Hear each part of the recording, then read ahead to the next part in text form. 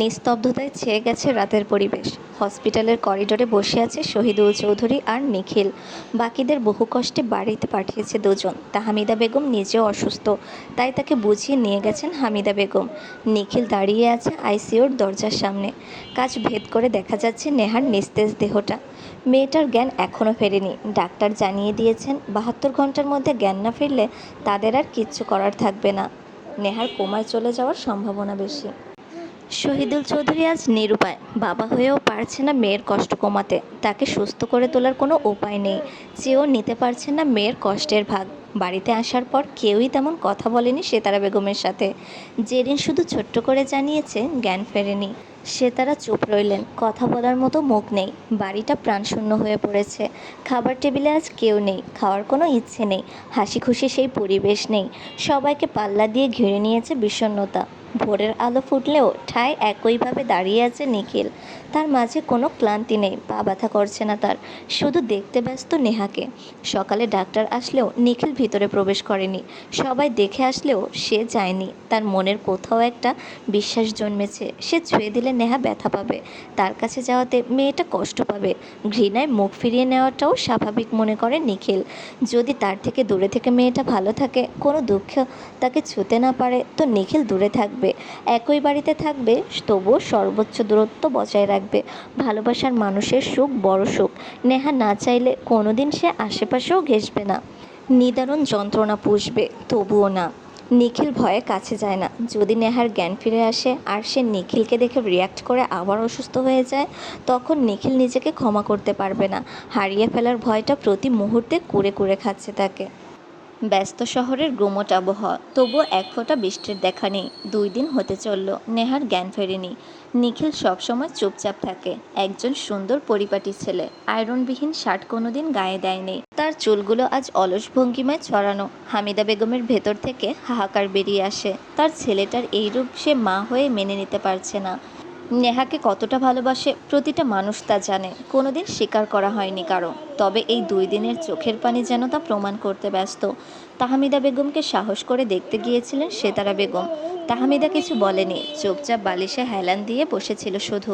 সেতারা বেগম নিজের সুন্দর পরিবার নিজের হাতে নষ্ট করে দিয়েছেন, বেশ বুঝতে পেরেছেন তিনি। 2 দিনের সর্বোচ্চ 20 মিনিটের জন্য নিখিল বাড়ি এসেছিল, তার বেশি তাকে বাড়িতে রাখা যায়নি। আজ এসেছে সবে। সেতারা বেগম ডাকলেন তাকে। নিখিল চুপচাপ ঢুকল সেতারা বেগমের রুমে। নিখিলের দৃষ্টি মেঝেতে। সেতারা বেগমের সাথে নিখিলের সম্পর্কটা সবচেয়ে ভালো। প্রতিদিন নিয়ম করে একবার হলেও ফোন দিত, সব খবর নিত বাড়ি এসে। কিন্তু এখন নাতিটা তার দিকে ফিরেও তাকালো না। সেতারা বেগমের শান্ত কণ্ঠ, নেহা কেমন আছে দাদুভাই? মরে গেলে খুশি হতে তুমি? সেতারা বেগমের ভেতরটা কেঁপে উঠল। নিখিলের কণ্ঠস্বর ভেজা, বারবার ঠোঁট ভেজাচ্ছে জিভ দিয়ে। তিনি তো কখনো এমনটা চাননি। নিখিলের হতাশ কণ্ঠ, কেন এমনটা করলে তুমি দাদি? আমার মুখের হাসিটুকু কেড়ে নিলে কেন? আমার জীবনের শান্তিকে তুমি ধ্বংস করে দিয়েছো দাদি। তুমি না চাইতে সব সময় যেন তোমার নাতি সুখে থাকে। তুমি আমার এমন সুখ চাইলে যার জন্য আজ আমি নিঃস্ব। তুমি আমাকে পুরোপুরি নিঃশেষ করে দিয়েছো। তুমি জানো নেহা আর কোনোদিন আমার সাথে কথা বলবে না। দূরত্ব চেয়েছে আমার থেকে, আমাকে মুক্তি দিয়েছে। তুমি আমার ভালো চাইতে গিয়ে আমার এত বড় ক্ষতি কেন করলে? নেহা, নেহা আমার নেহা দাদি। আদুরে বাচ্চাটা নিস্তেজ হয়ে মৃত্যুর সাথে লড়াই করছে। আমি নির্বোধ, আহাম্মক, কিছুই করতে পারছি না। নেহা না থাকলে শ্বাস আটকে আমি মরে যাব। তুমি আমার কেন এমন সুখ চাইলে? রূপবতী গুণবতী নারী দিয়ে আমি কি করব? নেহা যেমনই হোক, তাকে আমি ভালোবাসি। ভালোবাসা তো এত কিছু দেখে হয় না। তোমার দোষ দিচ্ছি কেন আমি? ভুল তো আমার। তুমি এত কিছু বলার সাহস তো আমার জন্যই পেয়েছো। আমি তোমাকে বাধা দিইনি, তাই বলতে পেরেছো। তোমাকে আমি সুযোগ করে দিয়েছি, তাই বলতে পেরেছো। ভালোই করেছো। আমার মতো মানুষের সুখে থাকার কোনো অধিকার নেই। তোমার কোনো দোষ নেই। নেহার অবস্থার জন্য দায়ী আমি। শুধু একটাই অনুরোধ, তুমি আর কোনো দিন নেহার বিষয়ে কোনো কথা বলবে না, ওর নামও মুখে নেবে না। নয়তো দ্বিতীয়বার আমি ভুলে যাব তোমার আর আমার সম্পর্ক। 3 দিন পর নেহা চোখ খুলেছে। ডাক্তার কড়াকড়িভাবে শাহ আলম চৌধুরী আর শাহিদুল চৌধুরীকে জানিয়েছেন পরবর্তীতে বড় কোনো শক পেলে নেহা স্ট্রোক করতে পারে। খেয়াল রাখতে হবে যেন বেশি উত্তেজিত না হয়ে পড়ে। রেগে যাওয়াটা ওর জন্য বিপজ্জনক। এখন যাতে ফুল টাইম রেস্টে রাখা হয়।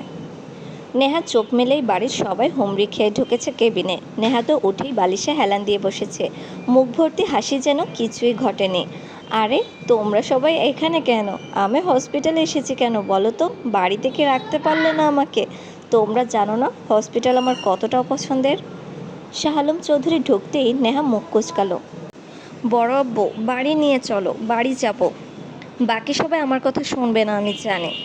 শহীদুল চৌধুরী কেবিনে ঢুকলেন, চোখ চিকচিক করছে ভদ্রলোকের, তবুও ঠোঁটে হাসি ঝুলিয়ে বলল, অবশ্যই, আমার মা যখন বলেছে আজকেই বাড়ি নিয়ে যাব। তাহমিদা বেগমের শরীর দুর্বল, তিনি আসেনি হাসপাতালে। মহিলা জানলে হয়তো উড়ে আসতো। সাহারাও আসেনি, সে একা হাতে রান্না করছে, কতদিন বাড়ির মানুষগুলো খায় না। সাব্বির ফোন নিয়ে জানাতেই আল্লাহর শুকরিয়া করলেন তিনি, চোখে জল নিয়ে খুশি মনে একা হাতে সবার জন্য রান্না করতে লাগলেন। মনে কোনো হিংসে নেই, কেন তিনি খেটে মরবেন এরকম কোনো ভাবনা নেই। কয়েকদিন যাবৎ উনিই তো সামলাচ্ছে সব। শাশুড়ির উপর মনক্ষুণ্ণ হলেও ওষুধ খাবার দিতে ভুলেনি, দায়িত্ব পালনে অবহেলা নেই। নেহার অবাধ্য চোখ নিখিলকে খুঁজতে ব্যস্ত। মানুষটি আসেনি তাকে দেখতে, একবারও আসলো না। সাব্বির বেডের এক কোণায় অলস ভঙ্গিতে বসে বলল, নেহা বোন, কসম মাইরি, তুই 3 দিন ধরে যা টেনশন দিয়েছিস, এত বছরের জমানো পেটের চর্বি 3 দিন না খেয়ে সব উবে গেছে। ডায়েট ফায়েট করা লাগেনি, এরকম মাঝে মধ্যে অসুস্থ হলেও পারিস বোন, ফ্রিতে ডায়েট হয়ে যায়। জেরিন ধুম করে ওর পিঠে বসায় একটা। তোর কি মুখ বন্ধ থাকে না? কয়েক মিনিট ভালোই ছিল, এতদিন তোর বকবক থেকে রেহাই পেয়েছিলাম। নেহা অবিশ্বাস্য চোখে তাকায় সবার দিকে, মুখে জোরেই বলে, 3 দিন? নেহার মনে হলো সে ঘুম থেকে উঠেছে, তেমন কোনো ক্লান্তি নেই শরীরে। নিজেকে প্রথমে অসুস্থই মনে হয়নি তার, ভেবেছে হয়তো কিছুক্ষণ সে অজ্ঞান ছিল, কিন্তু 3টা দিন কেটে গেছে ইতিমধ্যে। মিহির ঘেমে নে কেবিনে ঢুকলো। 3 দিন ধরে অফিসের সব দায়িত্ব তার উপর দিয়ে দিয়েছে অদৃশ্যভাবে সবাই। বলে না আসলেও সব কিছুই সামলাতে হচ্ছে তাকে। পরিবারের একজনও কাজ করার পরিস্থিতিতেই ছিল না। নিখিলের কথা সে বাদই দিল, ছেলেটাকে এতটা গুমোটভাবে থাকতে কখনো দেখেনি। তার কাছে এই নিখিল ভিন্ন অন্য এক সত্তা, যে ভীষণ উদাসীন, যার কাজে কোনো মন নেই। পৃথিবীতে যে নিখিল বলে কারো অস্তিত্ব আছে সেটাই ভুলতে বসেছিল। মিহিরকে দেখেই নেহা হাসি মুখে বলল, কেমন আছেন মিহির ভাইয়া? মিহির চমকালো, তার নিজের এ কথাটা জিজ্ঞেস করার কথা, আর মেয়েটা উল্টো তাকে জিজ্ঞেস করছে। তুমি যেমন রেখেছো আমাদের, তেমনই আছি। এত টেনশনে রেখেছি আপনাদের, সরি ভাইয়া, ভরপাই হিসেবে চকলেট খাইয়ে দিব সবাইকে। সবাই একটু হলেও হাসলো নেহার কথায়। কেবিনের বাহিরের দেয়ালে মাথা ঠেকিয়ে দাঁড়িয়ে আছে নিখিল। হামিদা বেগম ছেলের কাঁধে হাত রাখলেন। নিখিল চোখ তুলে স্বাভাবিক কণ্ঠে জিজ্ঞেস করলো, কিছু বলবে মা? নিখিলের চোখ অসম্ভব লাল, দাড়িগুলো বেড়েছে অনেকটা, চুলগুলো কোঁকড়ানো, কপালে ভাঁজ পড়েছে দুটো, ফর্সা ত্বক, মলিনতার ছাপ স্পষ্ট। নেহার সাথে দেখা করে আয় যা। নিখিল জবাব দিল না, উল্টো সেখান থেকে বেরিয়ে চলে গেল। মিহির পিছু নিল তার। ছেলেটা 3 দিন ধরে তার সাথেও ঠিকমতো কথা বলেনি। নেহার অশান্ত চোখ বুঝে নিল, সে জানে মানুষটি আসবে না, তার জন্য নিজের মূল্যবান সময় কেন নষ্ট করবে নিখিল। নেহার কোনো অস্তিত্বই নেই নিখিলের জীবনে, আশাটাও সে ছেড়ে দিয়েছে নেহা। যে যেমন থাকতে চায় তাকে তেমনই থাকতে দেওয়া উচিত। জোর জবরদস্তি কোনোদিনই ভালো কিছু বয়ে আনে না। বিকেলে নেহাকে বাড়ি নিয়ে যাওয়া হয়। তাহমিদা বেগম ফের মেয়েকে জড়িয়ে কাঁদলেন, কেউ থামাতে পারেনি তাকে। পরীক্ষা মাথার উপর, তার মধ্যে নেহা অসুস্থ, যদিও নেহা বলেছে তার কিছু হয়নি, সে সুস্থ আছে। তাহমিদা বেগম বলেছে দরকার পড়লে পরীক্ষা পরের বছর দিবে। নেহা এবার বিরক্ত, সামান্য জিনিস নিয়ে বাড়াবাড়ি করছে তার মা। রাতে খাবার টেবিলে সবাই বসেছে, নেহাকে শতমানা করেও লাভ হয়নি, লাফাতে লাফাতে চলে এসেছে নিচে।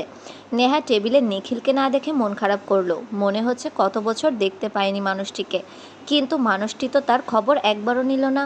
নিখিল মেহমেদ চৌধুরী একজন সামান্য মেয়ের জন্য সময় কেনই বা হবে। নেহা বৃষ্টির সাথে পড়তে বসেছে। নেহা কথা বলে না বেশি, চুপচাপ থাকে। বাড়ির সবার মধ্যে সব কিছু স্বাভাবিক নিয়মেই চলছে, শুধু অনিয়ম দুজন মানুষ, নেহা, নিখিল। নেহার প্রাণবন্ত সেই রূপ আর নেই। সবাই ভেবেছে পরীক্ষা, তাই হয়তো। আর ওই দিন যা হলো, তারপর থেকেই মেয়েটা চুপচাপ থাকে, আগের মতো কথা বলে না। যদি অসুস্থ হয়ে যায় সেই ভয়ে কেউ কিছু বলে না। সেতারা বেগম ঘরবন্দি করেছে নিজেকে, সবার সামনে আসলেও নিজেকে ছোট মনে হয় তার। নেহা, তাহমিদা, নিখিল তার সাথে একদমই কথা বলে না। নেহা একবারের জন্য চোখ তুলে তাকায়নি তার দিকে। নেহা ঘুমের ঘরে প্রায় সময় নিখিলকে দেখতে পায়। নিখিল কেন প্রতিদিন নিয়ম করে স্বপ্নে আসে, কিন্তু সামনে আসে না। নেহা নিজের মনের প্রশ্নের জবাব পায় না। খাটের পাশে ঝুঁকে নেহার ঘুমন্ত মুখের দিকে তাকিয়েছে নিখিল। এই এতদিন হলো, এত সময় পার হলো, নিখিল নেহার সামনে পড়েনি, আসেনি, ইচ্ছে করে দূরত্ব বাড়িয়েছে। নেহার মুখের একপাশে আলতো হাতে ছুঁয়ে দিল, এক ফোঁটা জল গড়িয়ে পড়ল টুপ করে। নিহারিকা, এই সম্বোধনটা আমি আর করতে চাই না, জানো তুমি। আমি চাই তুমি নক্ষত্র হয়ে ফুটো। নিহারিকার মানে যে কুয়াশার ন্যায় আবছা ঝাপসা কিছু, যে রং চকচকা তবুও তাকে ধরার সাধ্য নেই কারোর, সে থেকে যায় অধরা। আমি তোমাকে গভীরভাবে ছুঁয়ে দিতে চাই, নিজের অস্তিত্বে মিশিয়ে নিতে চাই, সবটুকু ভালোবাসা দিতে চাই। আমি তোমাকে আমার নিকট খোলা বইয়ের মতো প্রকাশ করতে চাই। তুমি কি পড়তে ইচ্ছুক হবে নক্ষত্রের রাত? নিহারিকা থেকে বেরিয়ে এসে আমাকে একটা নক্ষত্র ভরা রাত উপহার কবে দিবে অবুঝ পাখি? তুমি কি কোনোদিন আমাকে চাইবে না? এতটা খারাপ মনে হয় নিখিলকে? একবারও ডাকলে না কেন? তুমি ডাকলে আমি সব কিছু ছেড়ে চলে আসবো, সব। তুমি একবার ডাকো না লক্ষ্মীটি, ডাকবে না বলো? এত অভিমান জমাতে নেই তো জান। তুমি জানো না অভিমান বাড়ায় দূরত্বের সীমারেখা। নিখিল উঠে দাঁড়ায় চুপচাপ, তার নির্ঘুম রাতের সাক্ষী এই অন্ধকার রুমের দেয়াল। নেহার নিঃশ্বাস, নিস্তব্ধ চাঁদ, জ্যোৎস্নাবিহীন কোনো রাত নেহাকে রোজ রাতে নিয়ম করে দেখে। সারাদিনের দূরত্ব সবটুকু গুটিয়ে এসে বসে পড়ে মেয়েটার সামনে, মেয়েটার অজান্তে খুব শক্তপর্ণে। নিখিল পা বাড়াতে গিয়ে থমকে দাঁড়ায়, তার এক হাত টেনে ধরেছে নেহা। নিখিল চমকে উঠল। নেহা ঘুমোয়নি এখনো, জেগে আছে। নিখিল তাকালো পিছনে, নেহার চোখ বন্ধ, নিঃশ্বাস ভারী, তার মানে ঘুমোচ্ছে। তাহলে হাত টানলো কী করে? নিখিল তাকালো নিজের হাতের দিকে, বাঁধন খুবই আগলা, তার মানে ঘুমের ঘরে ধরেছে। নিখিল কান পেতে শুনল, নেহা বিড়বিড় করে কিছু একটা বলছে, চোখ পিটপিট করছে, স্বপ্ন দেখছে হয়তো। নিখিলের আগ্রহ জাগলো কথা শোনার, মেয়েটার কণ্ঠে কতদিন শোনে না। আপনি প্রতিদিন স্বপ্নে কেন আসেন নিখিল? আমার মনে হয় আপনি এত কাছে, আমি আপনার নিঃশ্বাস শুনতে পাই, কিন্তু আপনাকে ছুঁতে পারি না। এভাবে দৌড়ে ছুটে পালিয়ে যান কেন? আমি কি রাক্ষসী, আপনাকে খেয়ে ফেলবো নাকি? আর আসবেন না বলছি, আমি রাগ করছি আপনার ওপর। বিড়বিড় করে কথাগুলো বলল, কণ্ঠ অস্পষ্ট, তবুও নিখিলের মনে হলো সে স্পষ্ট শুনতে পাচ্ছে সব। নেহার ঘুমের মাঝেই নাকের ডগা তীর করে কাঁপল, ঠোঁট কাঁপল কিছুটা। আপনি আসুন একবার, শুধু একবার, আমি আপনাকে একটু দেখতে চাই নিখিল ভাই। কতটা আকুল এই আবেদন! নিখিল আবার বসে পড়ল, নেহার দুগালে নিজের শক্ত হাত রাখল খুব আদুরে ভঙ্গিতে, কপালে কপাল ঠেকিয়ে দিল নিখিল। নেহা নড়ে চড়ে উঠল এবার। নিখিল সরল না, আলতো করে ঠোঁট ছোঁয়ালো নাকে। মেয়েটা কেঁপে উঠল রীতিমতো। হুট করে নিখিল নেহার কানের কাছে ফিসফিস করে বলে, ঘুমের ঘরে এভাবে নেশাধরা কণ্ঠে ডাকিস না নেহা। আমি এক তৃষ্ণায় কাতর পথিক, তুই এক গভীর কুয়া। আমি ঝাঁপ দেওয়া থেকে নিজেকে আটকাতে পারবো না। নিজের সর্বনাশ এভাবে ডেকে আনতে নেই অবুঝ পাখি। সাব্বির পানি বের করেছে ফ্রিজ থেকে। নিখিলকে স্পষ্ট দেখেছে নেহার রুম থেকে বের হতে। জেরিন ওই সময় সিঁড়ি বেয়ে নামছে। সাব্বির জেরিনকে দেখে বলল, রাতের বেলা তুই এখানে কি করছ জেরিন বোন? তোর আর তোর বউয়ের রোম্যান্স করাতে বা হাত ঢুকাতে এসেছি। ভুল মানে বড় একটা মিস্টেক করলি তুই বড় আপা। কথাটা তুই নিখিল ভাইকে বললেও পারতি। ভাই রে, কি দিয়া বানাইছে খোদা! আমগো নেহা বোন কত সুন্দর সুইট, আর নিখিল বাইরে দেখ বউরে রেখা আলাদা থাকে। আহ কষ্ট! এদিকে আমি সিঙ্গেল, বউ থাকলে তো বউ রেখে রুম থেকে বের হতাম না আমি। নিজের বউরে দেখতে ভাই আমার রাতের বেলা চোরের মতো ঢুকে। কি কপাল, কি কপাল! জেরিন সাব্বিরের হাত থেকে পানির বোতল ছিনিয়ে নিয়ে বলল, যা যা, সাহস থাকলে ভাইয়াকে গিয়ে বল, যত সব আজাইরা কথা। নেহা ঢকঢক করে এক গ্লাস পানি সবার করেছে। নিখিল ওর মুখ দু হাতে ধরার পরই ঘুম ছুটে গেছে। অবিশ্বাস্য ঘটনা বুঝতে পেরে চোখ খোলার সাহস হয়নি।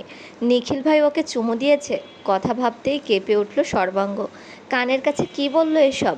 নিখিল ভাইকে নেহা ডেকেছে? সজ্ঞানে তো এটা করেনি নিশ্চিত। নেহা বুদ্ধিশূন্যের মতো বসে রইল। সারাদিন যে মানুষ একবার সামনে আসে না, সে রাতে এসে চুমু দিচ্ছে। নেহার রাগ লাগলো নিখিলের ওপর। মনে মনে একবার বলল, বিরক্তকর পুরুষ, 20 দিনে একবারও সামনে আসলি না, এখন এসে কি প্রমাণ করতে চাস? তোর চুমু তুই রাখ খচ্চর ব্যাটা। একবার পাই সামনে, আমাকে এড়িয়ে চলার স্বাদ একদম মিটিয়ে দিব। কিছু বলি না দেখে কি পেয়ে বসেছে? চুল টিনে ছেড়ে ফেলবো আমি তোর। বিয়ে করে তামাশা শুরু করেছে, সব কিছুতে নেহা কেন আগে আগে বলবে? তোর মুখ নেই, এসে বলতে পারোস না নেহা তোকে দেখতে ইচ্ছে করছে আমার? তা পারবে কেন? ভোতা আলু একটা। পরীক্ষাটা শেষ হোক শুধু, নেহা হাড়ে হাড়ে তার অধিকার বুঝে নিবে।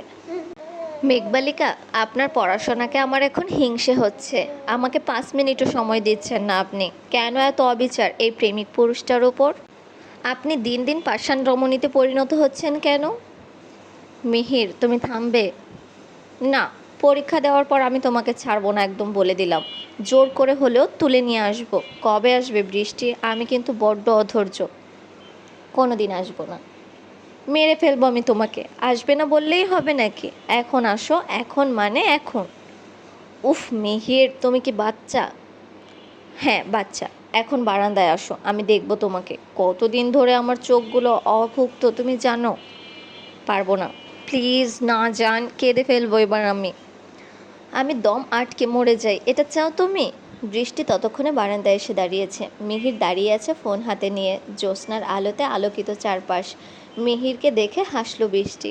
পাগল, তোমরা দুই বান্ধবী মিলে আমাদের দুই বন্ধুকে ওটাই তো বানাতে চাচ্ছ, মানে বদ্ধ উন্মাদ। প্রেমিকার জন্য হলেই না হয় লোকচক্ষুতে তুমি বদ্ধ উন্মাদ। প্রেমিক তুমি ঝড়ো হাওয়ার ন্যায় উন্মাদ হও, আমি শান্তির পরশ হয়ে নামবো তোমার বুকে। পরীক্ষার দিনটা অবশেষে আসলোই। বৃষ্টি নেহাকে সবাই মিলে দোয়া করেছে। বৃষ্টি গিয়ে সেতারা বেগমের থেকে দোয়া নিল। সবাই জানে নেহা যাবে না। মেয়েটা এই কয়দিনে একবারও সেতারা বেগমের সাথে কথা বলেনি।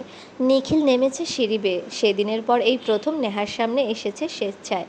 নেহা একবারও তাকালো না। বৃষ্টি গিয়ে ভাইয়ের থেকে দোয়া নিল। বাড়ির সবাই আজ করতে পেরেছে নেহা নিখিলের নীরব যুদ্ধ। সেতারা বেগম পা বাড়ালেন রুমে যাওয়ার জন্য। পেছন থেকে ডেকে উঠল নেহা, আমাকে দোয়া করবে না দাদি? চলে যাচ্ছ কেন?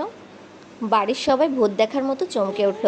নেহা নিজে থেকে গিয়ে সেতারার হাত ধরে সালাম দিল। এমনটা যে নেহা করবে তা কেউ ভাবতেই পারিনি। সেতারা বেগমের চোখ ছলছল করে উঠল। কেঁদে দিলেন বৃদ্ধা।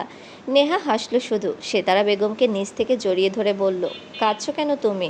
তুমি তো দেখছি বেশ দুষ্টু হয়ে যাচ্ছ বুড়ি। পরীক্ষার আগে কেঁদে কেটে সাগর বানিয়ে দিয়ে আমার পরীক্ষার খাতা যাতে ভেসে যায় সেতাল করছো। সেতারা নিজে নেহাকে জড়িয়ে ধরে বললেন, আমাকে মাপ কইরা দেস বোন, আমি ভুল করছি। সবাইরে কত কষ্ট দিছি আমি আসলেই ভালো দাদি, ভালো শাশুড়ি হতে পারি নাই। তোদের সবাইকে কত কথা শোনাই আমি। সেতারা বেগম ভুল হলেও আগে ক্ষমা চাইতে পারতেন না, আজ একটা হাঁটুর বয়সী মেয়ের কাছে ক্ষমা চাইল? নেহা সুন্দর করে হেসে বলল, বোনের থেকে ক্ষমা চাইতে হয় না বুঝলে, এত কিছু মনে রাখতে নেই। এখন চটপট দোয়াটা করো, আমরা যাই। সেতারা বেগম দোয়া করলেন মন থেকে। 1 মাসে নিজেকে আলাদা রেখে কম কষ্ট পাননি তিনি। একাকিত্বের মতো বড় শাস্তি আর কি হতে পারে? সবাইকে বিদায় দিয়ে বের হওয়ার আগে বৃষ্টি নেহাকে বলল, সত্যিই দাদির প্রতি তোর আর কোনো রাগ নেই? প্রথমেও ছিল না, এখনও নেই। আর জানিস না, রাগ, দুঃখ, অভিমান, ভালোবাসা বেশি দিন নিজের কাছে পুষে রাখতে নেই। এগুলো সময়ের সাথে সাথেই হারিয়ে যায়, অবহেলায়, অযত্নে। নিখিল পুরোটা সময় তাকিয়েছিল নেহার দিকে। কথাটা নিখিলকে উদ্দেশ্য করে কেন বলল নেহা? কি বোঝাতে চাইল মেয়েটা? ভালোবাসারাও হারিয়ে যায় অবহেলায়? তবে কি নেহা হারিয়ে যাবে নিখিলের জীবন থেকে?